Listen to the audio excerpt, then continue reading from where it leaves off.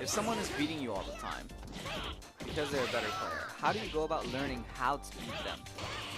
Alright, well, I mean, how big is the skill gap? You know, that's a really important thing in Third Strike. Because if you are talking about really experienced, like if the skill gap is just wide, chances are you're not gonna really beat them. Even if you try for like a month, 2 months, 3 months. Third Strike works in a way where the more beginner you are, it's just gonna seem impossible. Until you get to a point where you have like if we're talking about like an objective scale, like we're considering like Japan in this skill level, like you would have to be like a lower intermediate skill level, or you know, a very advanced beginner before you can start really accumulating any type of win against somebody that's objectively better than you. But to answer your question, yeah, that makes sense. Oh, that does make sense. Thanks. Perfect timing. Thanks for Lacwana Verde. Yeah, sorry. I can't read from afar. It's really bad. My eyes suck. But what you can do just to improve overall is get into the habit of parrying less and blocking more. You don't really want to parry up until the point where you're like have a good grasp of the game, because then you can use parries to your advantage. Before then, if you try to parry too much, you're just gonna end up dying much more, and that kind of plays into this mantra that I recommend, and it's basically when you play, you're playing with the objective of losing slower and slower. So, you know, suppose you're playing somebody and they beat you every single time at 85 seconds. You know, that's a pretty quick round, right? And, I mean, their skill is just so much far ahead of you that you're not going to be able to win. Like, winning is just not in the equation, right? So, how do you improve? Well, you improve by losing slower. Next time, lose at 83 seconds. Lose at 79 seconds. The longer it takes for you to lose, the more you're strengthening your foundation of fighting games, essentially, right? So, I mean, that's a really broad concept, but if your goal is to lose slower, eventually you can start implementing other things that will allow you to start winning. But outside of that, just try your best to block as much as you can. And sometimes it's going to be a situation, depending on the character and the player's experience, that blocking more will actually be more harmful to you. You know, especially if the character is a rushdown character or has a command grab, you know. But overall, blocking is much more encouraged, okay? Ouch. Goodbye.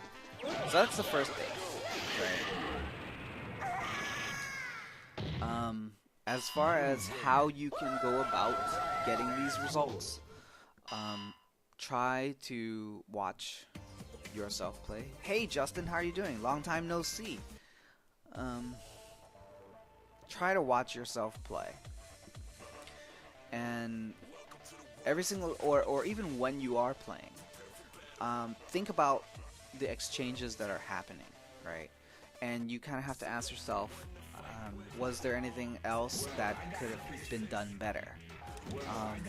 Or could it have been worse? Like, did you get lucky and a much worse thing could have happened, but it didn't happen?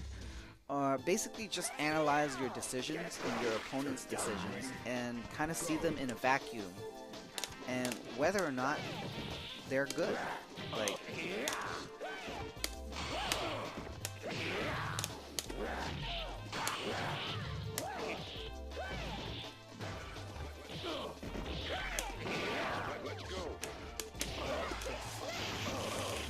and go with that, you know.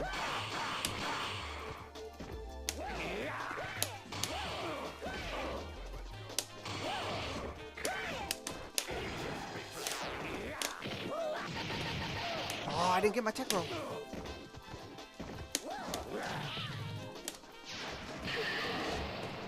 That should be not a chip, a V. Okay, good. Are you ready? No, you don't have to root for him, Carlitos. I'm the underdog here. You should be rooting for the underdog. Every time. Oh no, I dropped it.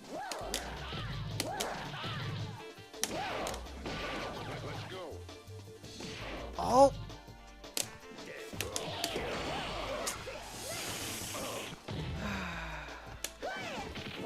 Oh, that's death. Oh, maybe not.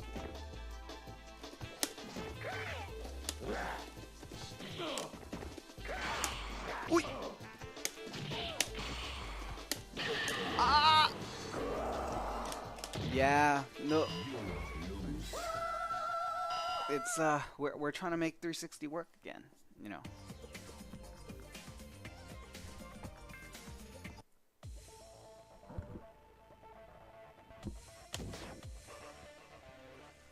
Okay. Oh, I was a little nervous there, because I was like, oh man, he's taking a really long time to respond. I hope he caught all of that. Let's see. Thanks. That makes a lot of sense. He used to beat me 10-0 or 10-1, but recently I improved a lot. I pay attention to shifts in intention. Okay. So if, for example, my opponent fishes for parries a lot, I throw him repeatedly. I'm getting better results from doing that. So I lose like 10 seconds. Okay, that's good. Yeah. In paying attention to each individual exchange, you'll be able to slowly start answering questions on your own. And it takes a lot of repetition for this to happen. Like, you have to like constantly be very critical. And for a lot of players, it's not very easy to kind of have that out-of-body perspective while also playing. Like, you can only really focus on one or the other. So, you know, it's definitely hard, which is why you should watch yourself as well, especially if you're on Fight Game, since you can watch the replays. But like, I mean, if we're just watching a match right now, right, we could watch it purely for entertainment, or we can really like try to analyze what each player is thinking, you know, and see whether or not your decision making, if you were in their shoes,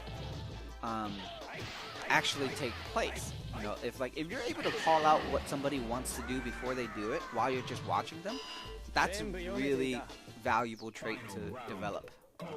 If not that, you know, if not now, then down the line, right? Because part of this game is anticipation and being able to predict. I mean, that's what parries are, right? Sometimes you get accidental parries, sometimes parries make sense, and other times you have to really project what you think they're gonna do for your parry to be effective, for it to work. Like, common example would be, you know, when you walk in on somebody, right, and they're in a defensive position, generally speaking, they are gonna want to get away from you somehow, and a very common reaction to that is to just stick out a button. You know, if you're closing in on somebody, they're like, oh, if they're crouch blocking, right? If they're crouch blocking, the likelihood of them hitting a crouch button, like a crouch hit, is very high, right? As you know, just initially, first time around, pre-adaptation, they're gonna want to hit a button to prevent you from getting in closer. So you knowing that, you can walk in and at whatever range you perceive they're likely to hit a button, or, you know, and that's gonna take a lot of assessment through experience. Like, if GG's Kaz, if you're talking about Chun-Li, you know, she's gonna want to hit crouch medium kick at some point where that range makes sense. So you are walking in on her, and this is kind of dangerous, so I don't recommend you do it all the time, but certain times you'll feel like it's a guarantee, it's gonna happen.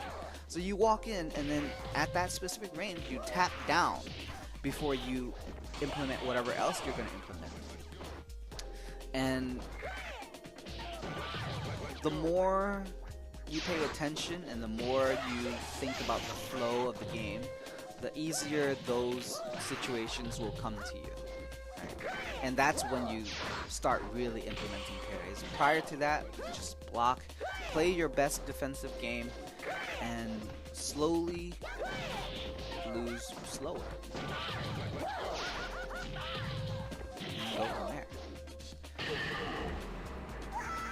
Because this is specifically Third Strike, more so than other games.